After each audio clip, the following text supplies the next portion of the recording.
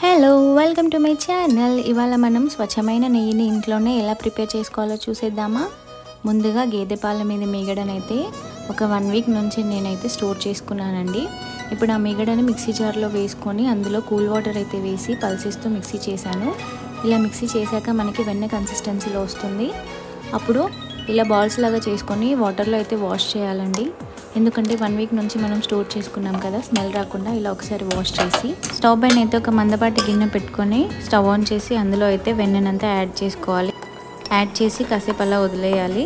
So ఇలా మనకి ఇలా పాల కన్సిస్టెన్సీలో వచ్చిన తర్వాత మంటని సిమ్లో ఉంచుకొని కలుపుతూనే ఉండాలండి. మధ్య మధ్యలో కలపాలి, లేదంటే గిన్నె అడుగంటుతుంది. ఇలా మనం కలుపుతూ ఉంటే ఇలా పూసలాగా వస్తుంది నెయ్యి. ఇంకా ఈ కన్సిస్టెన్సీలోకి వచ్చిన తర్వాత స్టవ్ ఆఫ్ చేసి వడకట్టుకోవాలండి చల్లారిన తర్వాత. అంతే. వీడియో నచ్చిందని అనుకుంటున్నాను. Thanks for watching. Please do like, share and subscribe.